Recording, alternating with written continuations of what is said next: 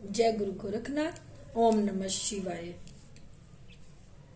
मेरे पास एक कॉल आई थी। जो मेरा पिछला चैनल था जो किसी ने हैक कर लिया है, उस पर मैंने एक वीडियो बनाई थी कि जो मसान की माता होती है या मसान का कोई भी होता है, उसको पूजना नहीं चाहिए, वो तांत्रिक लोगों के लिए ही होती है। तो उसको देख के मेरे पास एक कॉल आया था। तो उसमें पंडित था वो, उसने मुझे बात बताई, सच्ची घटना है ये।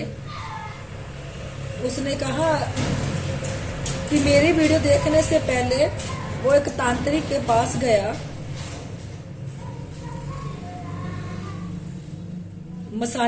काली माता जो मसान में रहती है उनको सिद्ध करने के लिए 2 दिन गया सीखने के लिए, 2 दिन जाता रहा। तो वो उसके सामने मसानी जो शमशान काली है उसको सिद्ध करने के लिए क्रिया बता रहा था। तो 2 दिन बाद जैसे वो उसने फोन उठा के देखा तो अचानक से मेरी वीडियो उसके सामने आ गई। तो उसने वो वीडियो सुनी कि जो मसान की होती है माता, उनको घर में नहीं पूजना चाहिए, ना उनको सिद्ध करना चाहिए, तांत्रिक लोगों के लिए ही होती है ये। तो उसने अपना मन बना लिया कि मैं ये काम नहीं करूंगा। फिर उसने मुझे बताया कि वो पंडित था, वो किसी के घर काम करने के लिए गया। उसने बताया कि जो वो आदमी था उसने जाके शमशान घाट में माता मसानी को सेवा करके, दिन रात सेवा करके शमशान में माता को सिद्ध कर लिया, मसान काली को सिद्ध कर लिया। और उसका ना किसी से बैर था, पंडित था वो भी, उसका किसी से बैर था। तो जब उसने माता मसानी को, काली माता जो मसान की माता होती है, मसान काली को जब सिद्ध कर लिया तो वो अपने घर में ले आया। जब वो घर में लेके आया तो वो घर में रहने लगी। तो उसने एक संकल्प लेके उसका नाम बता के, जो भी उस बंदे का नाम था, और माता को कहा कि उसका अंत कर दे। फिर उसको रियलाइज हुआ उसी टाइम ही भी मैं एक पंडित हूं, मैं लोगों के काम करता हूं अच्छे, भी मैं ये बुरे रास्ते पे कैसे चल पड़ा। तो माता जो मैंने वचन लिया है, आपको दिया है, ये करा है, उसको आप वापस कर दो। अब ये काम आपने नहीं करना। आपको पता है वो मसान की चीज थी, मसान की काली माता थी वो। तो जब उसे काम सौंप दिया तो वो बिना करे, वो नहीं तो कोई और बिना करे नहीं रहती। फिर जब उसने वो वचनबद्ध वापस ले लिए कि माता मसानी आप ऐसा ना करना,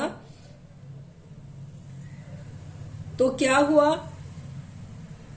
जब उसकी जो वाइफ थी ना, कुछ टाइम बाद उसकी वाइफ के ऊपर वो चीज पड़ गई। उसकी वाइफ की नाक से खून आने लग गया, मुंह से खून आने लग गया। तो वो उसी टाइम ही मर गई, क्योंकि वो माता तो एक भेंट मांग रही थी, कह रही थी मुझे एक भेंट दे दे तो मैं तेरा काम कर दूंगी। तो माता ने वो भेंट उसकी पत्नी की ले ली। उसके बाद क्या हुआ, वो पंडित दिमागी तौर से पागल हो गया। उसका इलाज करवाया, जब उसका इलाज कराया तो वो ठीक हो गया। जब वो ठीक हुआ तो जैसे 1 साल बाद उसकी पत्नी की बरसी आती है, बरसी आई तो क्या हुआ, 1 साल बाद जो उसकी माँ थी पंडित की, वो मर जाती है। फिर उसकी माँ को मरे को 1 साल होता है, उसकी बरसी होती है पंडित की माँ की, तो उसका भाई मर जाता है।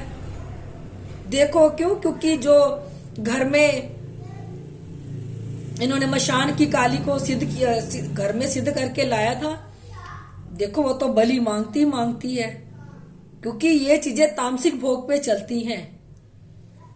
फिर क्या हुआ, उसकी माँ मरने को 1 साल हुआ तो उसका भाई मर गया 1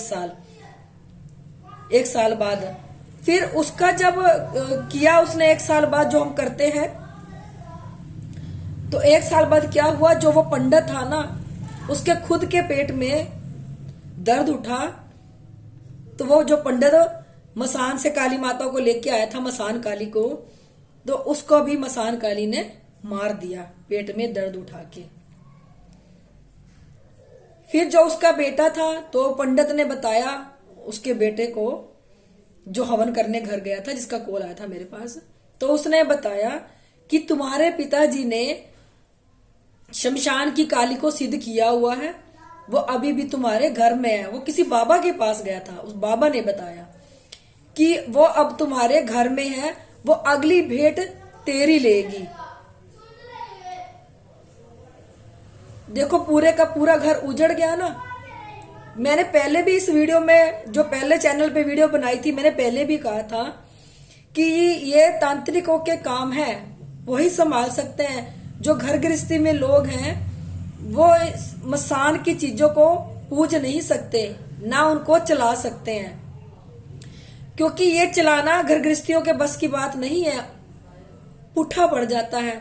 देखो उसका पूरे का पूरा घर उजड़ गया, और ये नहीं है अब भी उसके घर में है वो मसान काली, क्योंकि अब उसके बेटे का नंबर लगाया है। जब तक वो माता मसान, वो कहता कि हम हवन भी कर रहे हैं, सब कुछ कर रहे हैं, पंडित ने बताया पता नहीं 16 दिन की पूजा थी कि 11 दिन की पूजा में उन्होंने पूरा अनुष्ठान किया, माता को बिठाया। पर देखो जो एक बार में पूरा मसान घर में आ जाए तो वो पाठ पूजा से नहीं बैठता, क्योंकि वो लोग इन पाठ पूजा को नहीं मानते।